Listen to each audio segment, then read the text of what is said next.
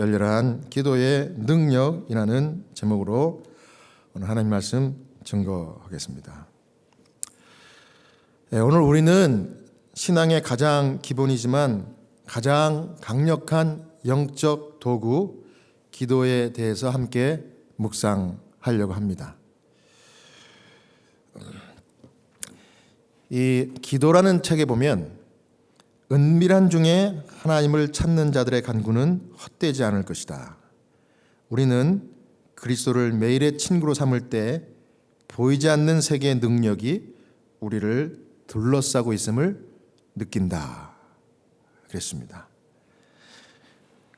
기도는 단순한 종교적 행위가 아니라 하나님의 능력을 이 땅으로 끌어오게 하는 그런 통로가 바로 기도입니다. 기도는 우리를 그래서 변화시키고 우리의 품성을 천국에 합당하도록 만들고 우리 마음의 평안을 지켜주는 하나님의 선물이 기도입니다. 오늘은 열렬한 기도를 드릴 때 하나님께서 우리에게 주시는 세 가지 은혜를 나누려고 하는데, 첫 번째는 기도는 도움을 우리에게 가져옵니다. 시편 121편 1절과 2절 함께 우리가 읽겠습니다. 시작. 내가 산을 향하여 눈을 들리라. 나의 도움이 어디서 올꼬? 나의 도움이 천지를 지으신 여호와에게서로다. 아멘. 이번에 4년 만에 한국을 다시 방문했는데 3주 동안 있으면서 매 안식일마다 다른 교회에서 설교를 했습니다.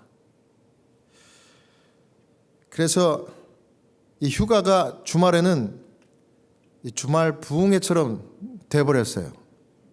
처음부터 계획한 건 아닌데 한국에 간다고 연락을 했더니 친구 목사님들이 또 후배 목사님들이 이렇게 설교를 좀 부탁을 하더라고요. 거절할 수 없어서 3주 동안 매 안식일마다 그렇게 했는데, 첫 주에는 서울에서 제일 큰 교회에서 했습니다. 그 다음 두 번째는 지방에 있는 교회에서 했고요.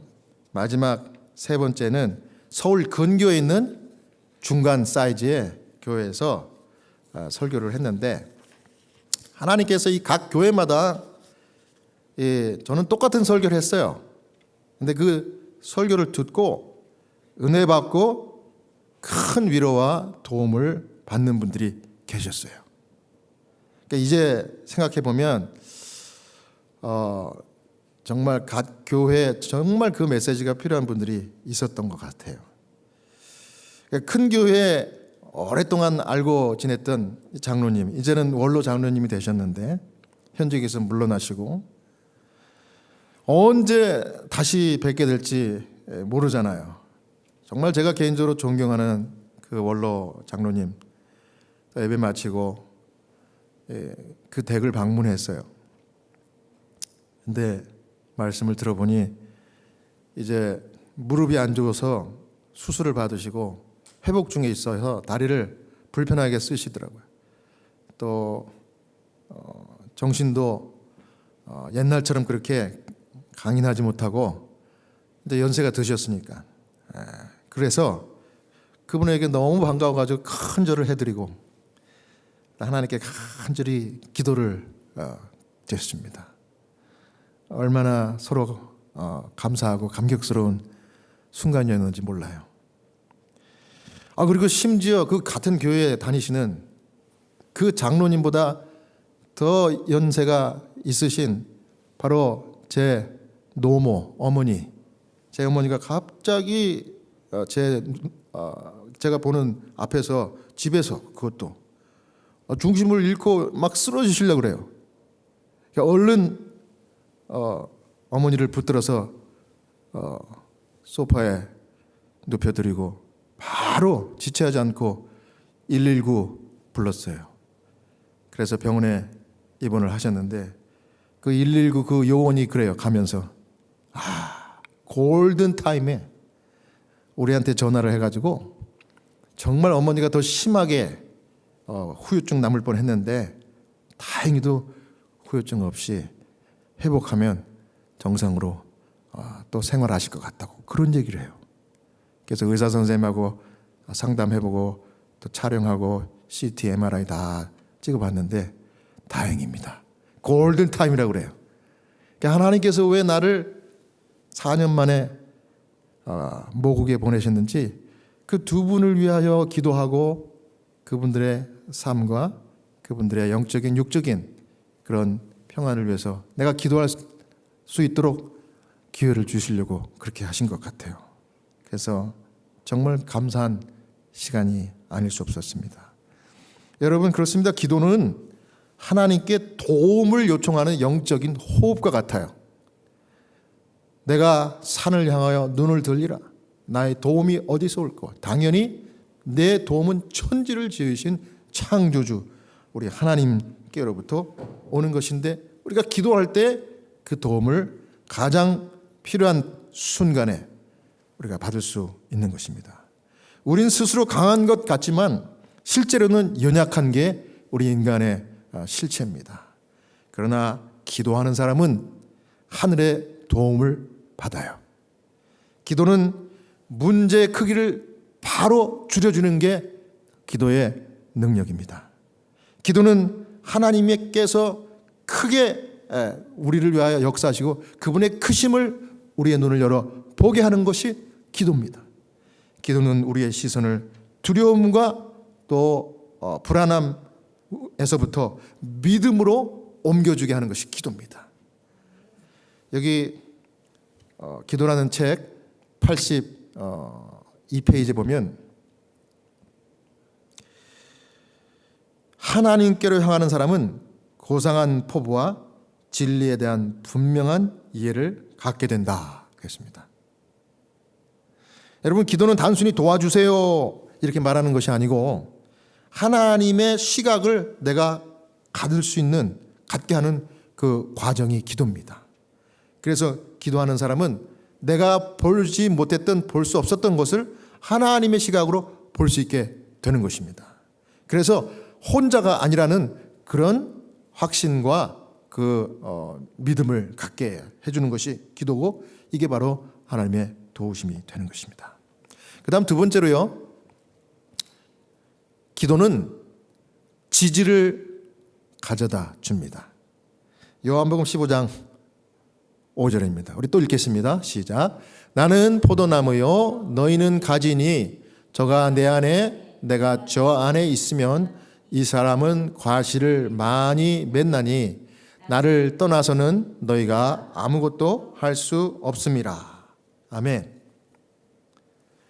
우리가 강하든지 연약하든지, 우리가 준비가 됐든지 되지 않았든지, 우리가 하나님을 의지하고 기도하면 하나님께서 우리의 부족한 것을 채워서 우리를 붙들어 주시고 지지해 주시는 것입니다. 그리고 쓰시는 거예요.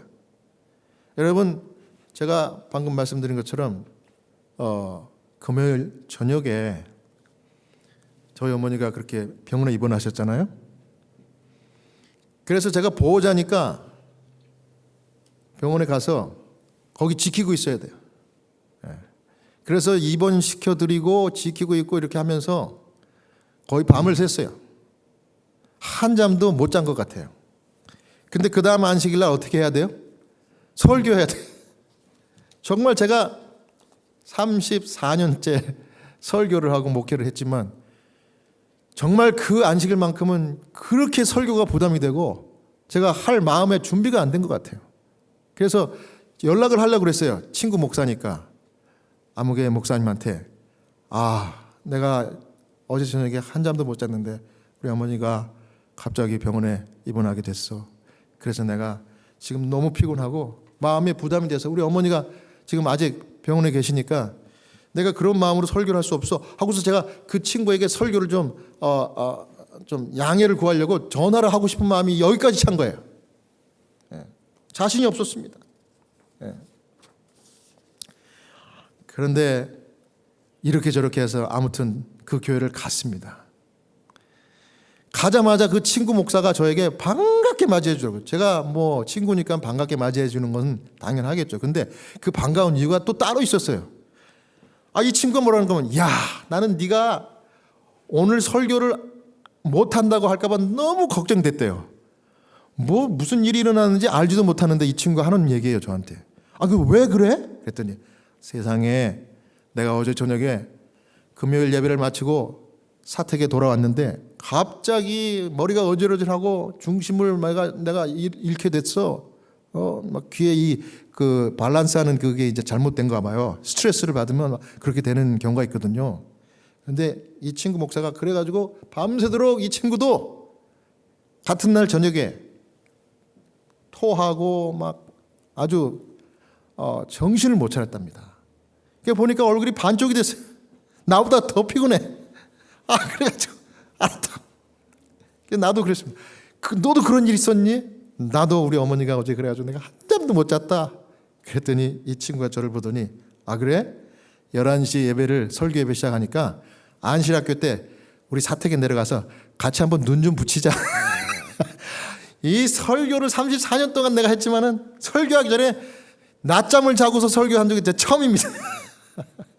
그래가지고 둘이서 밑에 내려가가지고 전기장판을 틀어놓고 잠을 잤어요. 저 눕자마자 잠에 아주 골아 떨어졌는데 눈을 딱 떠보니까 10분 전 11시예요. 이미 그 친구는 책임감이 있어서 그런지 이미 본당 교회로 올라가 있더라고요. 그래서 얼른 제가 이제 머리를 이렇게 다듬고 얼른 이제 정신이 몽롱하죠. 하나님 도와주십시오 하고 기도하고 올라갔습니다. 그리고 이제 제가 준비한 설교, 죽음과 부활의 복음이라는 제목의 설교를 제가 했습니다. 제가 어떻게 전했는지 모르겠어요. 설교를 딱 마치고 내려와서 인사를 하는데 그 인사를 하다가 한 젊은 세대과 같이 보이는 이게 여자 집사님인데 저하고 악수를 하더니 눈이 벌게져가지고 이미 눈물을 이렇게 훔치면서 저한테 감사하다고 그래요. 근데 그 뒤에 좀 이렇게 나이가 있으신 그 여자 집사님도 똑같이 그렇게 울면서 그렇게 해요. 두 분이 같이 식사를 하는 거예요. 제가 이제 점심 식사를 같이 하면서 가까이서 그분하고 대화를 해보니까 세상에 이분들에게 그 죽음과 부활의 복음이라는 설교 말씀이 큰 위로가 됐대요. 알고 보니까 얼마 전에 그 교회의 담임 목사님이 암으로 갑자기 돌아가시고 장례식을 마치고 오는데 그날인지 그 다음 날인지 이틀 뒤에 갑자기 이 젊은 세대 집사님의 남편이 돌아가신 거예요. 돌아가시고 또 얼마 안 있어서 그 시아버님이 또 돌아가신 거예요. 그래서 며느리와 시어머니가 졸지에 남편들을 비슷한 시기에 잃고 담임 목사님을 잃고 그런 큰 슬픔에 잠겼던 그 교회를 가가지고 제가 죽음과 부활의 복음이라는 말씀을 전한 거예요. 죽음은 성도들의 죽음은 잠이고 하나님께서 재림 때 예수님이 부활의 능력으로 깨워주실 뿐만 아니라 영원한 예수님이 예비하신 그 초소에서 행복하게 다시 만나갖고 살게 될 것이라는 그런 소망의 메시지를 전달한 것입니다. 그래서 그 말씀을 듣고 위로를 받았대요. 위로를 받았대요. 제가 채플린 사역을 15년째 하면서 호스피스, 죽음을 앞둔 사람들을 케어하는 것이 정말 그 정서적으로 힘이 들어요. 그래서 이렇게 한 번씩 이렇게 그 일하는 환경을 좀 떠나야 합니다. 그래서 제가 이번에 마음 먹고 확실하게 떠나자 하고서 이제 고국인 우리 한국을 우리 가족들과 함께 갔는데 아이고 거기 갔더니 또 죽음을 맞이한 분들을 계셔가지고 휴가 중에 그분들을 케어하고 설교하고 기도하고 심지어 저희 친어머님 위해서도 또 그렇게 기도해드리고 그렇게 왔습니다. 이걸 보니까 죽음은 어디를 가든지 피할 수 없는구나. 다만 이것이 끝이 아니라 복음, 정말 부활과 생명이신 예수님이 이 죽음을 이기시고 우리에게 소망을 안겨주셨기 때문에 이 소망을 안고 우리가 행복하게 믿음으로 살자, 이런 메시지를 전한 것입니다. 여러분, 기도의 힘을 체험했습니다. 기도 때문에 저도 흔들릴 수 있었던 그 순간, 제가 또 사역이 무겁게 느껴졌을 그 순간일지라도 하나님과 연결돼 가지고 제가 연약하고 제가 정말 힘들 때 하나님은 더 크게 사용하실 수 있었던 것입니다. 할렐루야. 예? 여러분, 그렇습니다. 기도는 하나님과 연결을 유지할 수 있는 영적인 줄이에요. 우리가 기도할 때 하나님은 우리를 지지하시어 우리를 붙들어 주십니다. 하나님이 우리를 지지하고 붙들어 주시는데 우리가 두려울 게 어디 있습니까? 우리가 마음이 흔들릴 때, 관계가 어려울 때, 사역이 무겁다고 느껴질 때, 삶의 방향이 암울하고 보이지 않을 때 기도는 우리를 다시 하나님께 붙들어 매는 끈입니다. 여기 기도라는 책 82페이지에 보니까 하나님과의 연결을 계속 유지함으로써 우리의 마음을 지배하는 빛과 평화와 평온을 다른 사람에게 나누게 된다. 여러분, 우리는 기도할 때 하나님이 우리를 지지하실 뿐만 아니라 우리를 통해서 다른 사람을 지지하는 통로가 되게 하십니다. 여러분, 그거 믿습니까? 네, 그래서 우리가 기도하는 것이 다른 사람들에게 유익이 된다는 거예요.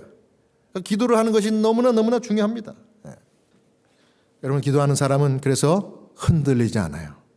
왜냐하면 하나님이 붙들고 계시기 때문입니다. 하나님이 여러분들을 항상 붙드는 기도의 사람 되시기를 바랍니다. 마지막으로 기도는 능력을 가져줍니다. 여러분, 우리가 기도할 때 능력이, 하나님의 능력이 우리에게 와요. 이거는 진리예요, 진리. 여러분, 그래서 기도를 계속 하는 한 능력이 끊이지 않을 것입니다. 이사야 40장 29, 31절입니다. 좀 길지만 함께 또 읽겠습니다. 시작. 피곤한 자에게는 능력을 주시며 무능한 자에게는 힘을 더하시나니 소년이라도 피곤하여 곤비하며 장정이라도 넘어지며 자빠지되 오직 여호와를 앙망하는 자는 새 힘을 얻으리니 독수리의 날개치며 올라감 같을 것이요 다른 박질하여도 곤비치 아니하겠고 걸어가도 피곤치 아니하리로다. 아멘. 기도는 단순한 위로가 아니고 능력의 공급이 기도입니다. 기도하는 사람은 영적 근육이 자라나는 거예요. 기도는 우리를 변화시키고 우리의 품성을 고상하게 만들고 하나님의 능력을 우리 안에 채워 넣습니다. 우리는 예수님을 바라봄으로 그분의 형상으로 동화될 것이다. 견공과 순결과 열성이 증가될 것이다. 무엇이 이렇게 만들어준다고요? 우리의 기도가 우리의 이 경건과 순결과 열성을 관리해주고 증가시켜준다는 것입니다. 그래서 결국 예수님을 바라보게 되고 그분의 형상으로 변화되게 해주는 것입니다.